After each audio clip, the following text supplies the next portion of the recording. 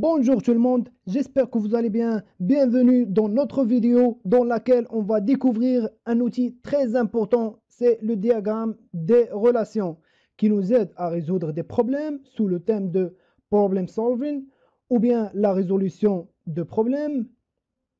Tout d'abord, cette présentation est réalisée par Lifi El Mustafa, Gaton Amin et moi, Zahraoui Haron, encadré par M. Behassine.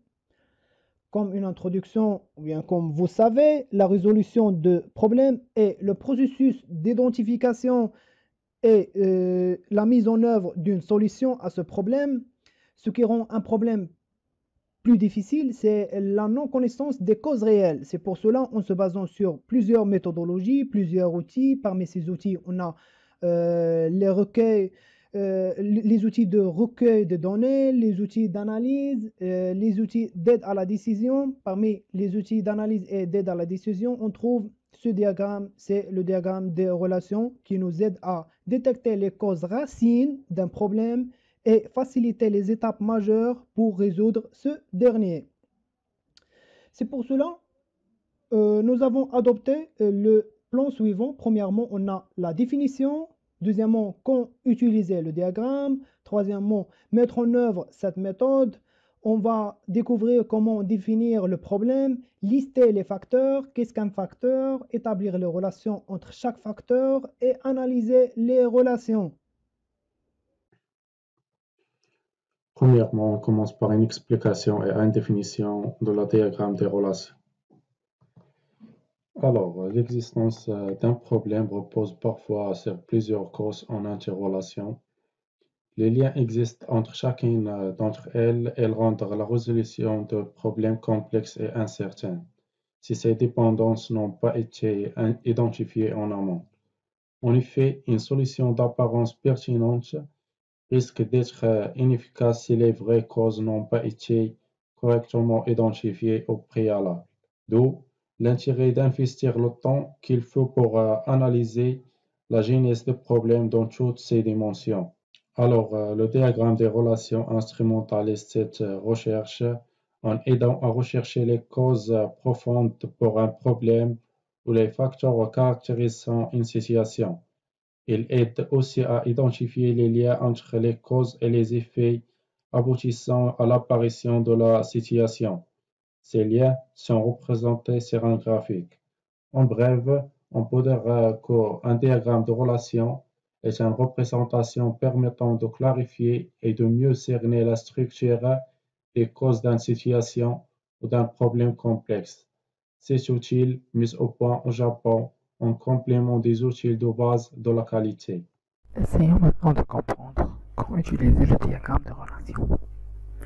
Le diagramme de relation est employé en management de la qualité, en gestion de projet, mais aussi par tout métier faisant face à un problème à résoudre. D'une manière générale, cet outil est intéressant à mettre en œuvre pour démêler une situation complexe, confuse, où de nombreux facteurs interagissent les uns sur les autres. Exemple, lorsque les liens de cause à effet ne sont pas évidents, lorsque les paramètres entrant en jeu sont très nombreux, et pour identifier les causes racines. Passons maintenant à la mise en œuvre de cette méthode. Définir le problème. La première étape pour appliquer le diagramme de relation est définir le problème, c'est-à-dire caractériser le problème ou la situation pour bien appréhender de quoi il est question, poser les limites pour distinguer toutes les dimensions d'un problème et son périmètre. Pour définir le problème, on peut utiliser des outils comme le diagramme des affinités. Cet outil de créativité organisée a été mis au point par l'anthropologue Kawitajiro dans les années 60, qui permet de synthétiser de nombreuses informations en quelques sujets, d'obtenir le consensus d'un collectif, d'étudier un sujet aux problématiques complexes et multiformes. On peut aussi utiliser la méthode CATWOE. L'objectif de cet outil est bien de comprendre un système avant d'appliquer une méthode de résolution de problèmes. On peut aussi appliquer la méthode KQ-KCP qui permet d'explorer un thème sous toutes ses coutures et trouver des solutions adaptées. Elle permet en outre de trier un ensemble d'informations pertinentes et les classer suivant cette logique, des quoi description de la situation en question au pourquoi. La dernière méthode qu'on peut appliquer pour définir un problème est la méthode de SERCET. Cet outil permet de lister et organiser les différents composants d'un thème central défini, projet ou problématique, en faisant apparaître les similitudes, les complémentarités, les tensions et les oppositions entre ces différents items, puis d'analyser et interpréter les tout de manière circulaire. Alors, la définition de problème est une phase sauf négligée. Il est pourtant essentiel. Comment résoudre un problème s'il n'est pas correctement identifié dès le départ? Opposant sur des postulats erronés, la solution risque d'être inappropriée. Deuxièmement, c'est comment lister les facteurs ou les causes. On s'appuie sur un brainstorming ou un reverse brainstorming pour identifier l'ensemble des causes ou des idées, puis les écrire brièvement sur un post-it si ce support a été choisi. Le diagramme des affinités indique directement les facteurs principaux. Prenons cet exemple. On pose la problématique suivante. Pourquoi les collaborateurs sont de plus en plus désengagés? Et ici, on se retrouve avec une liste de facteurs ou de causes à cette problématique. Par exemple, la mise en place d'un open space, une mauvaise ambiance, manque de reconnaissance, augmentation du contrôle, etc. etc. Voilà, après avoir listé les facteurs, vient l'étape suivante, c'est établir les relations entre chaque facteur. Cette étape se base sur 3 principes, c'est construire les liens, poser les questions et tracer les flèches.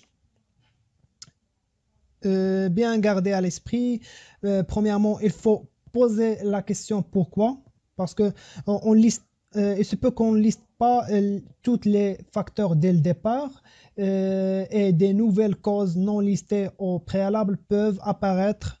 Il faut bien sûr les intégrer dans le diagramme. On va découvrir un exemple par la suite.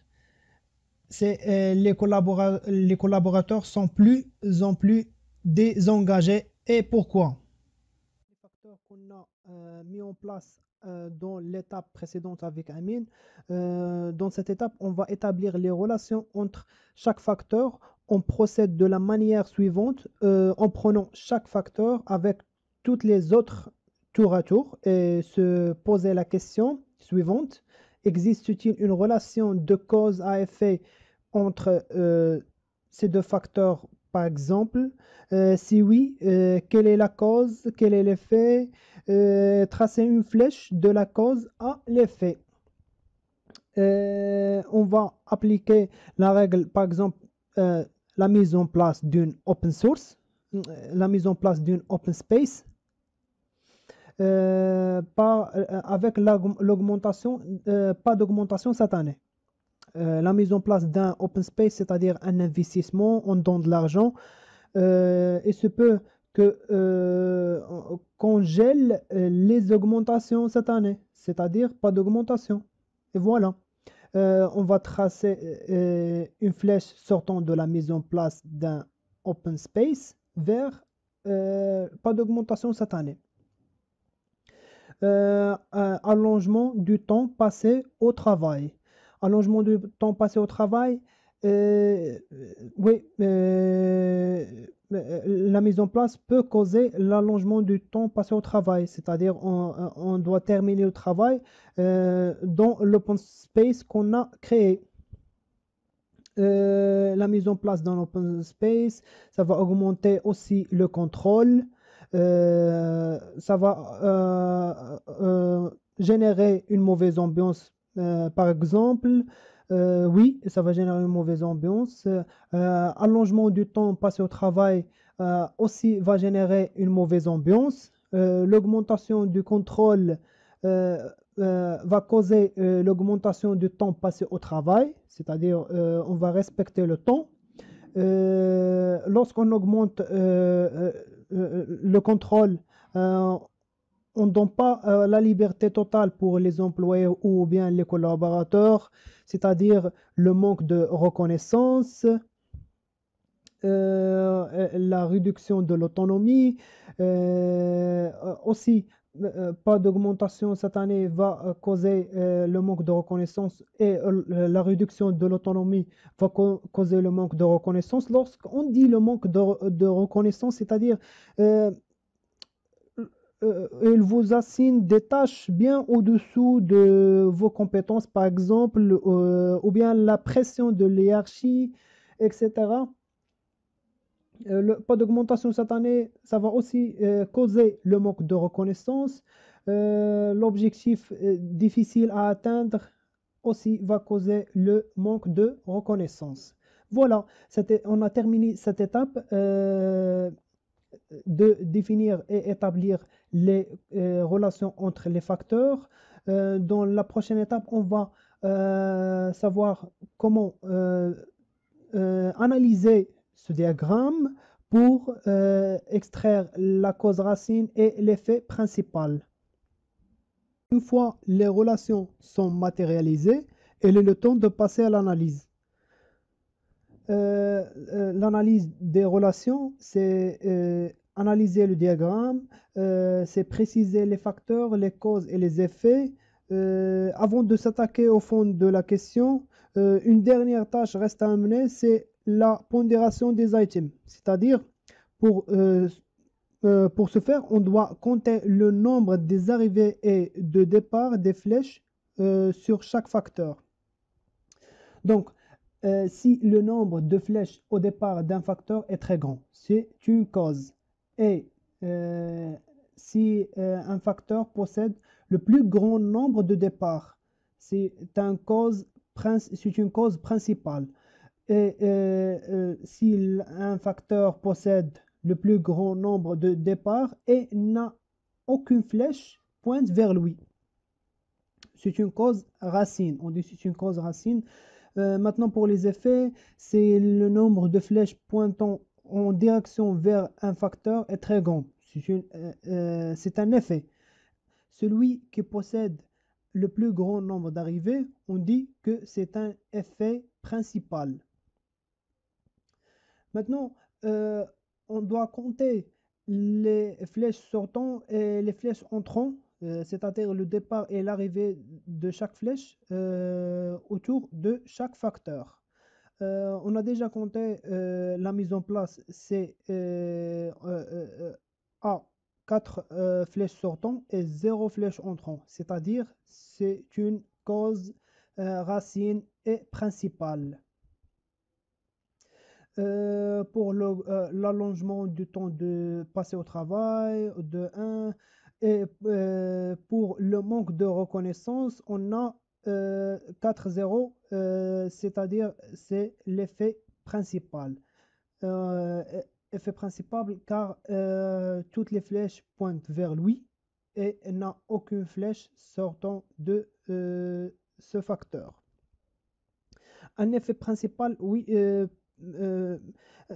peut s'identifier comme un indicateur de succès pour mesurer le choix et la bonne mise en œuvre des solutions pour un problème. Il peut y arriver plusieurs causes, racines, effets principaux. C'est le groupe qui fixe à partir de quel seuil il faut retenir un effet et une cause. Dans cet exemple, la cause principale qui ressort est la mise en place d'un open space. L'investissement nécessaire a eu pour conséquence de geler les augmentations, c'est-à-dire pas d'augmentation, de renforcer le contrôle des collaborateurs, d'allonger le temps passé au travail, c'est-à-dire présentéisme, de générer une mauvaise ambiance, tension due aux augmentations du stress, le manque de reconnaissance est l'effet principal. Oui, il peut être utilisé parmi les indicateurs de suivi du bien-être au travail des collaborateurs. En conclusion, le diagramme de relation est une technique parmi plusieurs techniques de résolution des problèmes, comme le diagramme des affinités, le diagramme en arbre et le diagramme de décision. Parfois, on utilise plusieurs techniques pour résoudre le même problème. Enfin, ces outils simplifient beaucoup la résolution des problèmes. Merci pour votre attention.